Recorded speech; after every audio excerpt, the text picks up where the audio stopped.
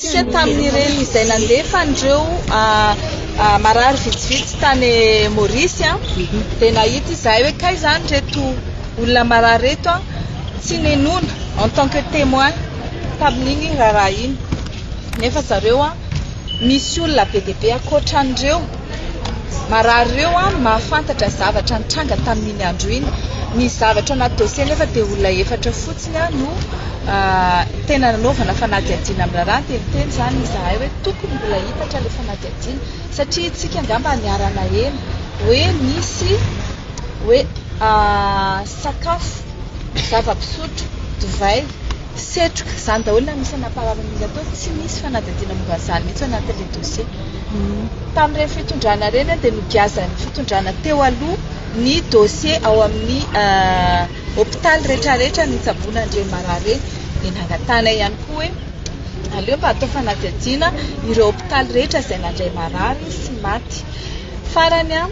misy olona enitsika hoe papasosy hoe nanatitra fiara hoe misy papasosy betsabetsaka misy hoe vadin'ilay papasosy nanapoizina izany rehetrarehetra izany mendrika asiana fanadihadiana ka tsy hoe faly fotsiny tsika andeha condamné an'ilay olona anankitelo izay voatazona any am-ponja fa ny antsika ny marina ny tena ilaina ny marina ivoaka inona marina ny tena nafakan'ireo akizy iza marina ny tena namono azy ary ahoana marina ny tena nafaky azy. Takin'ilay fianakaviana koa ilay amerenana ilay mendrika any am-ponja. Tsy afaka mitaky an'izaniza amerenana an'izaniza ny am-ponja n'izaniza fa arakaraka ny dossier mpitsarana ihany. Ny anton'ity fihaonan'androany ity moa dia entinay hitondranay fanazavana mahakasika ny famotorana ny madame Rina Rakotomanga izay olona rovako tany am-ponja. Nisy ordre d'extraction mazava le famotorana fa afahany zany hoe tokony natao famotorana toty ivelan'ny fonja saingy tanterahana tany am-ponja ihany moa zany. Nenay moa rehefa misy ny tsy fanarahan-dalàna dia efa mijoro izahay milaza ny tanisa sy manazava ny tsy fanarahan-dalàna izay niatra tamin'ny olona rovanay. Voaroroa izy amina raharaha kolikoly fanodikodinam-bola 24 milliards d'ariary ary fitsabahana tamin'ny raharaha fitsarana. Nilaza ny Bianco rehefa nanontany izay hoe satria raharaha tamin'ny 2020 nitranga tamin'ny 2020 io raharaha io hoe tsy efa maty paikandro ve ty monsieur l'enquêteur dia izy zany manizingizina izy bon ny kolikoly tsy misy fepotona mamaty paikandro tsy misy prescription nefa ny famaizan-dalàna fehezan-dalàna famaizana manazava tsara mihitsy fa misy prescription ny kolikoly. Manaraka izany ny resaka hoe fanodikodinam-bola misy rapport d'état de performance namoahan'ny Cour des comptes dit tamin'izay fotoana izay efa nanazava tsara ny mazava tsara ny fitantanam-bola zany tamin'izany fotoana.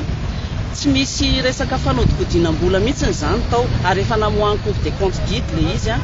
tsy hitanay hoe inona mbola hoe tokony hoe anaovana famotorana ny olona rovanay. Le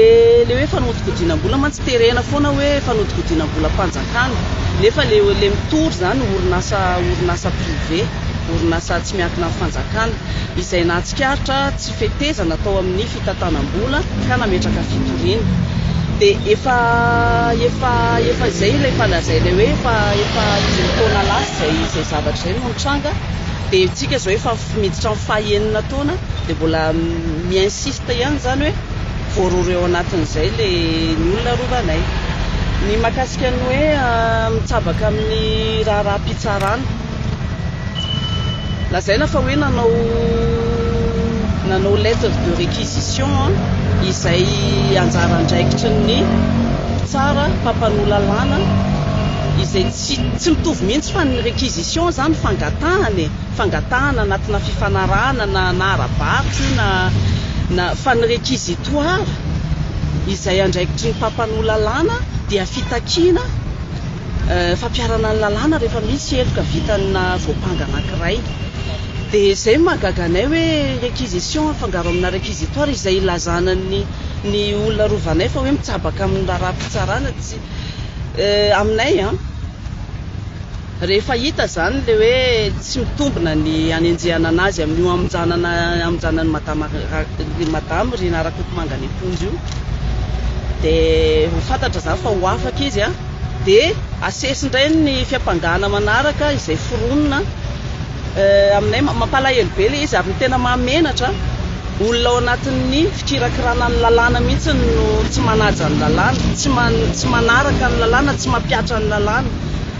Dia nefa ntsika zany atao anatin'ny vanim-potoana ilokalokana amin'ilay hoe fanovana,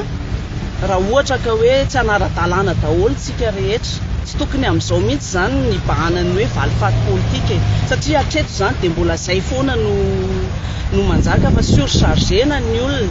ny eo tsy vita ny fitsarana, ny eo asesy. Dia aminay mampalahelo raha hoe tsika rehetra zany mitarihan'ny mpikirakira lalàna izay tsy manara-dalàna dia ho aiza ary ty firenena ity nefa hoe firenena tan-dalàna.